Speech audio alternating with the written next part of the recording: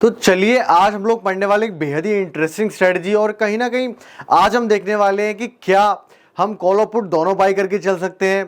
क्या हम लोगों को सिर्फ कॉल से पैसा बन सकता है या फिर पुट से पैसा बन सकता है, या हम इन दोनों को मिक्स करके भी कोई स्ट्रेटजी बना सकते हैं। इस तरह की स्ट्रेटजी जिसमें हमें डायरेक्शन का कोई अंदाजा नहीं है, बट ऑप्शन बाइंग करते हुए हमें फिर भी मुनाफा देखने को मिल सकता है। क्या इस तरह की कोई स्ट्रेटजी मार्केट में एग्जिस्ट करती है?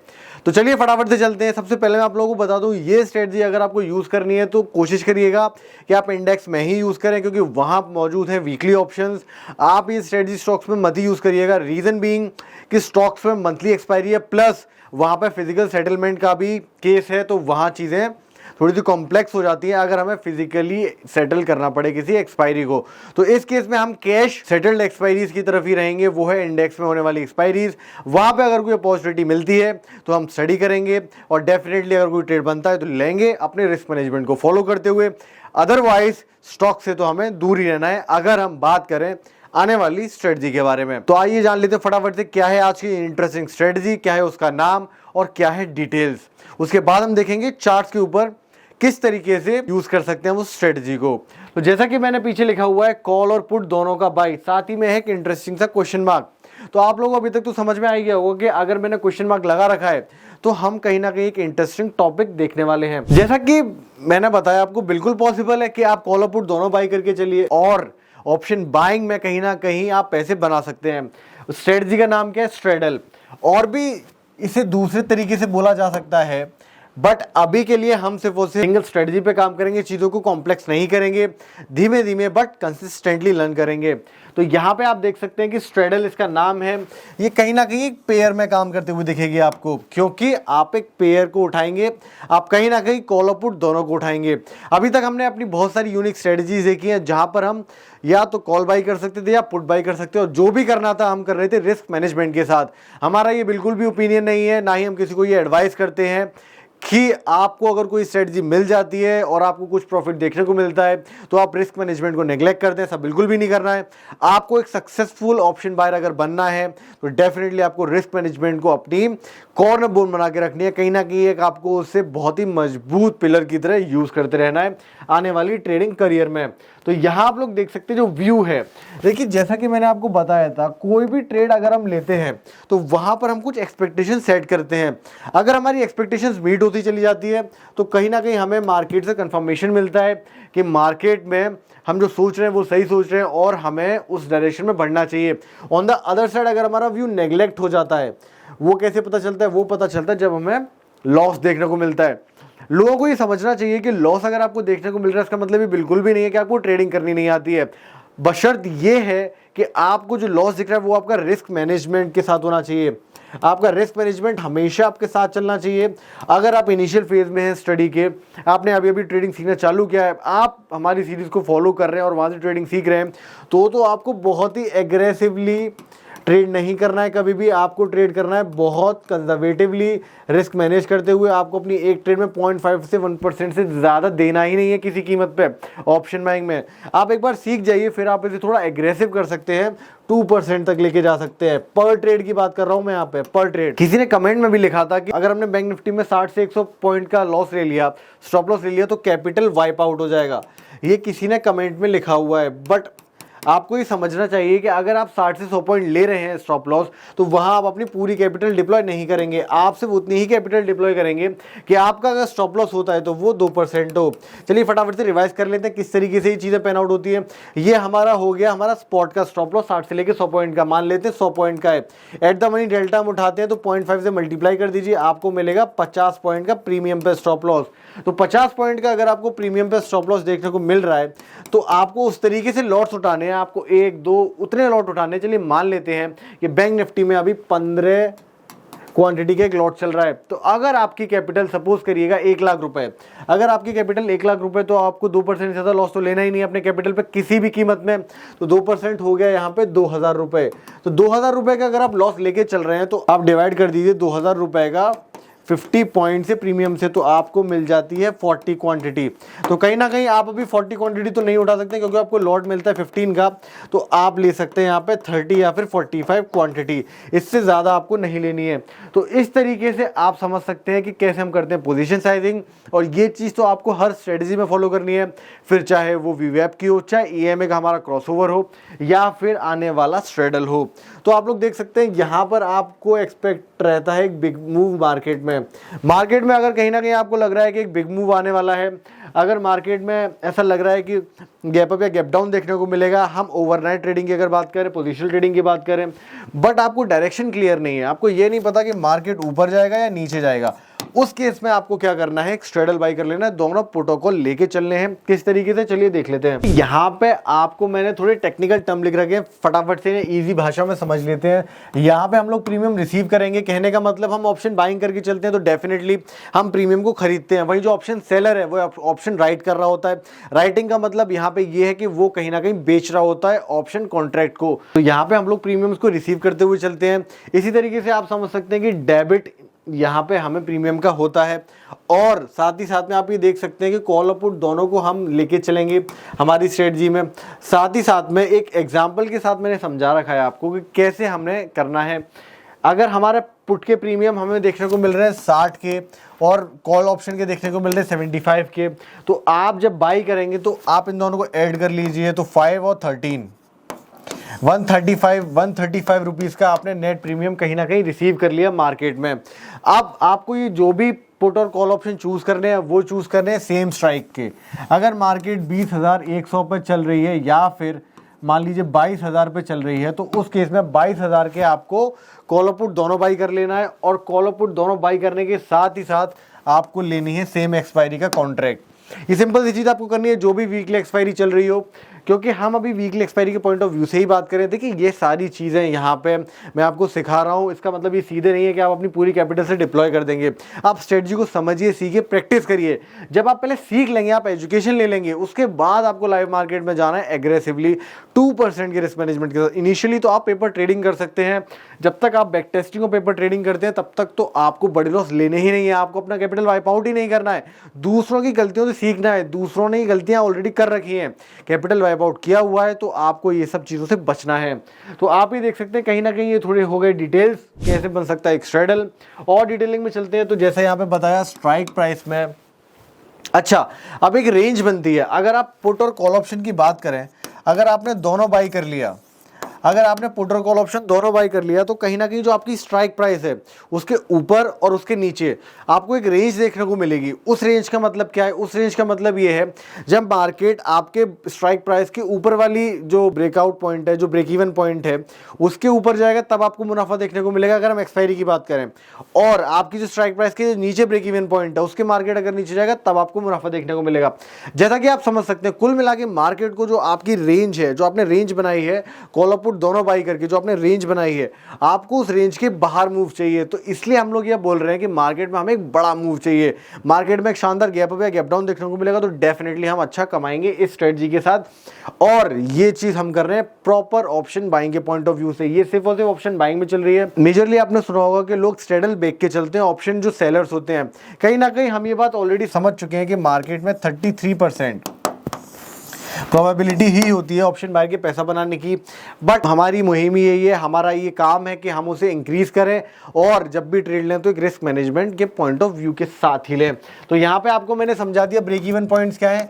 ब्रेक इवन पॉइंट्स है, अगर अज्यूम कर लेते हैं आपने 22,000 की ले रखी है कॉल और पुट दोनों, तो आपको रिसीव हुआ 130 रुपीज़ का नेट प्रीमियम। पिछली बार दिखाया था कि आपने जो नेट प्रीमियम रिसीव किया वो किया 130 या जो भी था, आप उसे प्लस कर देंगे तो आपको मिल जाएगा अपर ब्रेक इवन पॉइंट, आप उसे माइनस कर देंगे तो आपको मिल जाएगा lower break even point. Chart पे भी मैं आपको समझाऊंगा अच्छी तरीके से किस तरह से रेंज बनती है, बट अभी के लिए आप ये चीज़ें समझ लीजिए। देखिए ये स्ट्रेटजी आपको थोड़ी सी कॉम्प्लेक्स लग सकती है, कहीं ना कहीं ये प्रॉपर डेरिवेटिव स्ट्रेटजी हो जाएगी, जिसमें आने वाले हम सीरीज देखने वाले हैं कि डेरिवेटिव्स क्या होते हैं, किस तरीके से डिफरेंट स्ट्रेटजीज बन सकती हैं, कैसे कॉल और पुट के कॉम्बिनेशन से बहुत ही इंटरेस्टिंग और शानदार स्ट्रेटजी बनाई जा सकती है। और अगर अगर आप सीरियसली ऑप्शन ट्रेडिंग में आना चाहते हैं, डेरिवेटिव्स ट्रेडिंग में आना चाहते हैं, तो डेफिनेटली आप बड़े कैपिटल के साथ कैसे ट्रेड करेंगे। ऑप्शन बाइंग तो आप सीख ही लें, साथ साथ एक स्ट्रेटजी से कुछ नहीं होता है। मार्केट में सिनेरियोज चेंज होते रहते हैं, कभी ऑप्शन बाइंग है, कभी ऑप्शन सेलिंग है, कभी ऑप्शन सेल में डिफरेंट स्ट्रेटजीज हैं। ऑप्शन बाइंग की तो आपने स्ट्रेटजी देखी है कितनी सारी। तो आप लोग देख सकते हैं कि मार्केट में हमें ध्यान रखना है अपना मैक्स लॉस।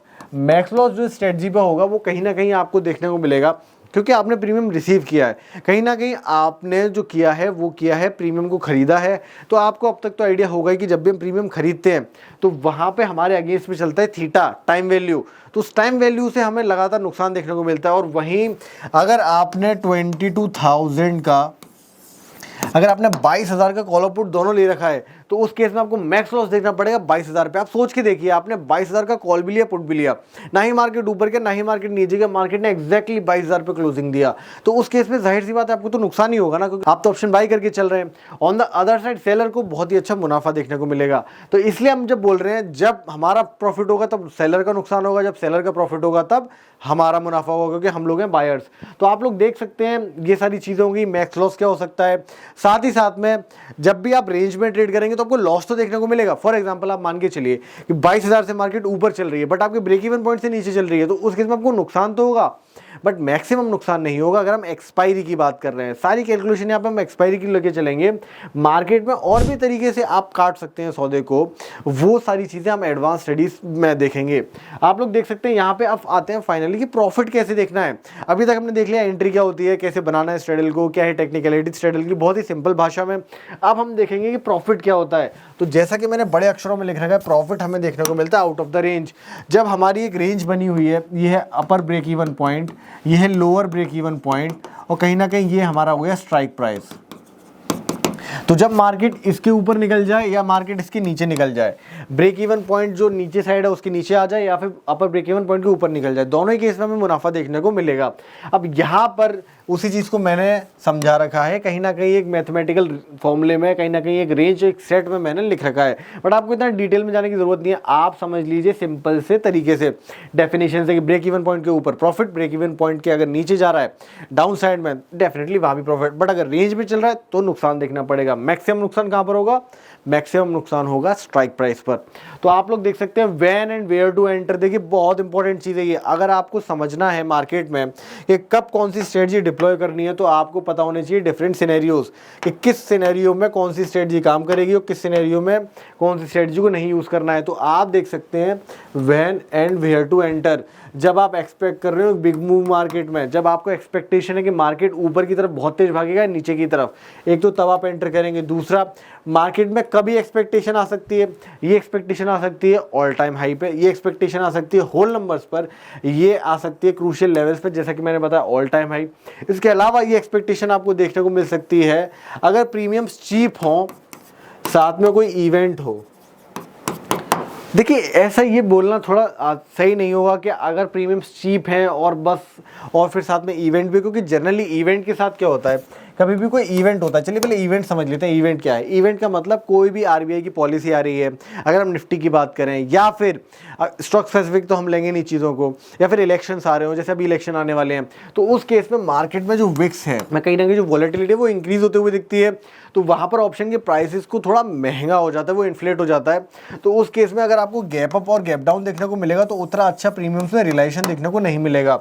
तो उस वहाँ पर स्ट्रेडल्स में थोड़ा सा उतना अच्छा रिलाइजेशन देखने को नहीं मिलता प्रॉफिट का जितना देखना चाहिए। बट फिर भी मैंने यहाँ लिख रखा है प्रीमियम्स अचीव, रीजन बीइंग आप आजकल का मार्केट देख लीजिए, यहाँ पर मार्केट एक कंटिन्यूसली बुल रन में चल रहा है, तो मार्केट में प्रीमियम्स हो गए बेहद चीप। साथ ही साथ में डेली एक्सपायरी रिजीम के आने के बाद भी मार्केट ने बहुत अच्छी तरह डिस्काउंट किया है इस चीज़ को, और सेलर्स के तिजोरी में से निकाल लिया कुछ प्रीमियम्स, तो मार्केट में अभी आपको चीप मिलते हैं प्रीमियम्स। तो वहाँ पर भी आपको जब गैप अप या गैप डाउन देखने को मिलेगा तो डेफिनेटली अच्छा फायदा देखने को मिलता है। बट सजेस्ट मैं यही करूँगा कि आप ये जो कॉन्सेप्ट है प्रीमियम सा चीप वाला, आपको ये थोड़ा एक्सपीरियंस के साथ समझ में आएगा। इसको लेके थोड़ा एम्पेरिकल डाटा भी देखना चाहिए, क्वांटिटेटिव एनालिसिस भी करनी चाहिए। तो उन सारी चीज़ों को हम एडवांस स्टडीज़ में देखेंगे आने वाले वीडियोस में, आने वाली सीरीज़ में।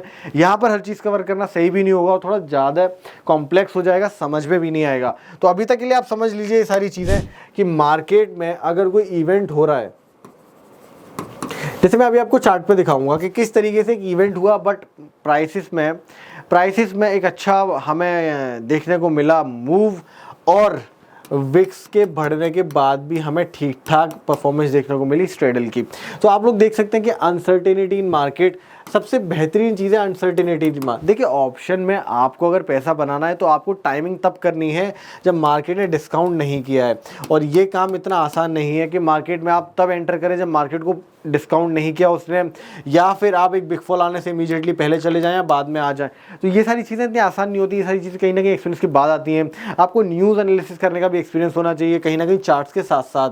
तो आप लोग देख सकते हैं गैप अप और गैप डाउन में, जैसे ऑलरेडी हम बात कर चुके हैं, प्रॉब्लम है यहाँ पे थीटा टिके में डेफिनेटली हमें एक इशू होता है यहाँ पे। इसलिए स्ट्रेडल एक ऐसी स्ट्रेटजी है जिसे लगातार बाइंग नहीं की जाती है, बहुत स्पेसिफिकली बाइंग की जाती है।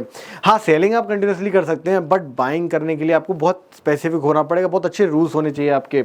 और रिस्क रिवॉर्ड तो जैसा कि आपने देखा 1:2 या फिर 1:1.5, इतना तो मिनिमम आप लेके चलेंगे। अब किस तरीके से रखना है ये भी हम देख लेते हैं कि यहाँ पे मैंने आपको बता तो दिया 1:2। देखिए आपने अगर कंबाइंड प्रीमियम, आपने कॉल का लेट से कह लीजिए 50 रुपये लिया, पुट का आपने लेट से 50 रुपये लिया, तो कंबाइंड आपने कितना बाई कर लिया, 100 रुपये का प्रीमियम। अब यहाँ पे आप देखिए आपका जो टारगेट होना चाहिए, वो टारगेट आपका होना चाहिए 150 का या फिर 200 का। कहने का मतलब मार्केट या तो ऊपर जाएगा नीचे जाएगा, सडनली जाएगा, यही हमारी एक्सपेक्टेशन है। उस केस में जो हमारा नेट प्रीमियम है, देखिए अगर मार्केट ऊपर गया तो पुट की वैल्यू नीचे जाएगी, अगर ये सी है तो ये पी है, तो उस केस में पी की वैल्यू आप अज्यूम कर लीजिए 0 हो गई। और अगर 0 हो रही है पी की वैल्यू, तो यहाँ पर जो 50 रुपये का कॉल ऑप्शन है वो होना चाहिए मिनिमम 150, मिनिमम होना चाहिए 150 से लेके 300 की रेंज में, इस रेंज में होना चाहिए अगर आपका कॉल ऑप्शन की बात करें। तो आपको लग रहा होगा कि 50 का 150 300 कैसे होगा, हो जाता है, कोई बड़ी बात नहीं। अगर गैप अप गैप डाउन होते हैं तो मार्केट में आपको एक अच्छा मूव देखने को मिल सकता है, मिलता ही है।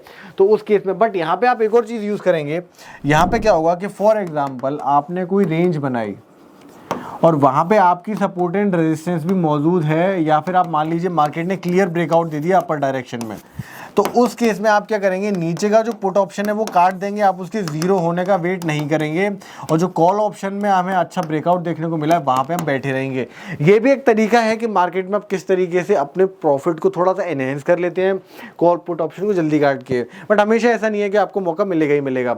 चलिए ये सारी कहीं ना कहीं बेसिक स्ट्रेटजीज हुई है स्ट्रेडल को लेके, बहुत सारे कॉम्प्लेक्स यहाँ पे टर्म्स को हमने अवॉइड किया है, कहीं ना कहीं बहुत एक मैथमेटिकल पॉइंट ऑफ व्यू से चीज़ों को अवॉइड ही किया है। अब चलते हैं फटाफट से चार्ट्स के ऊपर कि किस तरीके से हम अपनी ऑप्शन बाइंग सीरीज में एक नॉन डायरेक्शनल स्ट्रेटजी में ऑप्शन बाइंग में देख सकते हैं चीज़ें, और चार्ट्स के ऊपर कहाँ पे बन रहा था मौका, कहाँ पे लिया जा सकता था। चलिए फटाफट से देखते हैं। तो मार्केट में आप देख सकते हैं यहाँ पे मैंने आपके लिए ऑलरेडी एक शानदार सा लगा रखा है चार्ट, ये निफ्टी का चार्ट है, निफ्टी स्पॉट का चार्ट है, जैसा कि आप लोग देख सकते हैं। देखिए मैंने यहाँ पे मार्क कर रखा है 22,000 का बहुत ही इंपॉर्टेंट राउंड नंबर। देखिए आज आपको नोट्स में ये थ्योरी भी लिख लेनी है राउंड नंबर्स के बारे में। मार्केट में राउंड नंबर्स बहुत ही इंपॉर्टेंट रोल प्ले करते हैं अगर हम टेक्निकल एनालिसिस की बात करें, क्योंकि मेजर पोजीशनिंग जब भी हो रही होती है स्मार्ट मनी की या बड़े पैसे की, या फिर आप खुद ही अज्यूम करिए अगर आपको बड़ा पैसा लगाना है तो आप कहीं ना कहीं ब्रॉडर मार्केट को देखेंगे राउंड नंबर्स के हिसाब से कि मार्केट ने 22,000 काटा, 21,500 काटा, या फिर 22,500 काटा, या 21,000 काटा, इस तरीके से आप कहीं ना कहीं मोटे मोटे लेवल्स को देखेंगे। तो यहाँ हमें एक बड़ा मूव देखने को मिल सकता है, कहीं ना कहीं मार्केट में एक पोजीशनिंग हो रही होती है, वहाँ पे कहीं ना कहीं कंसंट्रेशन देखने को मिलता है मार्केट पार्टिसिपेंट्स द्वारा। तो इसलिए हम मार्क करके रखते हैं जो भी हमारे इंपॉर्टेंट लेवल्स होते हैं। क्या इसका मतलब ये है कि हमेशा 22,000 काटा तो एक ब्रेकआउट देखने को मिलेगा, सब बिल्कुल भी नहीं है, बट कभी कभी हमें अच्छा मूव देखने को मिलता है बेस्ड ऑन आवर एक्सपेक्टेशंस। अब आप देख सकते हैं कि मार्केट में एक क्वेश्चन है can we buy both P and C. तो आप देख सकते हैं कि एग्जांपल मैं आपको समझाता हूं कि मार्केट में 21 मार्च 2024 में आप देख सकते हैं मार्केट में थी निफ्टी की एक्सपायरी, और वहां मिलते हैं आपको चीप प्रीमियम जैसा कि हमें पता है, और वहां पे था एक इवेंट, वो था Fed event. Fed American regulatory है, जैसे इंडिया में आरबीआई है, कहीं ना कहीं उसी तरीके से अमेरिका का फेड जो है वो देखता है कि वहाँ पे क्या मैक्रो इकोनॉमिक पॉलिसीज होनी चाहिए, क्या इंटरेस्ट रेट्स में चेंज होना चाहिए नहीं होना चाहिए, उस तरीके से। तो वो जब वहाँ पे बताते हैं कि इंटरेस्ट रेट महंगा होगा, बढ़ेगा या गिरेगा, तो उसका इम्पैक्ट वर्ल्ड वाइड होता है। कहीं ना कहीं फेड के इवेंट पे आप अज्यूम कर सकते हैं कि मार्केट में एक बड़ा मूव, एक बिग मूव देखने को मिल सकता है। कहीं ना कहीं आप ही अज्यूम कर सकते हैं क्या ये हमेशा होगा। देखिए हमेशा कुछ नहीं होता है, ऐसा बिल्कुल भी नहीं है, बट हाँ आप एक अजम्पशन के साथ जा सकते हैं कि ओवरनाइट में मार्केट में अगर फेड की तरफ से कोई भी तीखी बयानबाजी आती है या ऐसी चीज़ जो मार्केट एक्सपेक्ट नहीं कर रहा है, तो मार्केट में हमें मूव देखने को मिलेगा। बट क्या हमें पता है कि फेड क्या बोलने वाला है, पहले क्या बोलेगा, हमें क्या पता, हमारा तो कोई इनसाइडर नहीं है वहाँ पे, ना ही फेड की हमारे से कोई बातचीत होती है।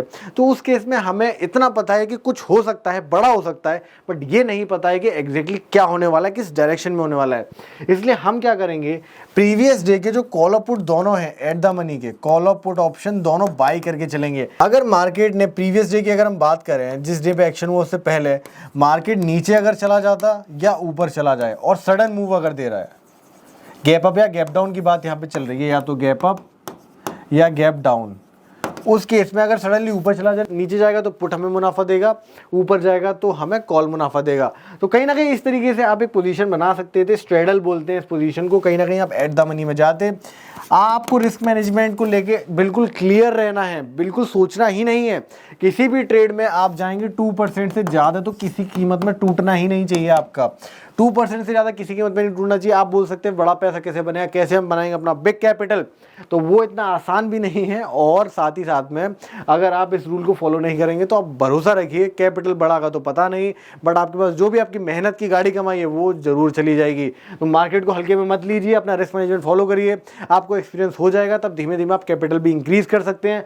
और रिस्क मैनेजमेंट के साथ जब आप ट्रेड करेंगे तब आपका कॉन्फिडेंस भी रहेगा, आप लॉस को भी वैसे ही लेंगे जैसे आप प्रॉफिट को लेते हैं, प्रॉफिट को वैसे लेंगे जैसे आप लॉस को लेते हैं। तो चलिए आज हम लोगों ने देखा कैसे हम बाई कर सकते हैं स्ट्रेडल निफ्टी 50 में। एक छोटा सा हमने एग्जांपल लिया, स्ट्रेडल की कुछ बेसिक समझे।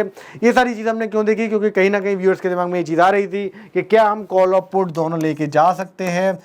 अगर हम ऑप्शन बाइंग की बात करें डेफिनेटली जा सकते हैं, ऐसी और भी स्ट्रेटजीज हैं, बट अब हम वो कवर करने वाले हैं अपनी नेक्स्ट सीरीज में।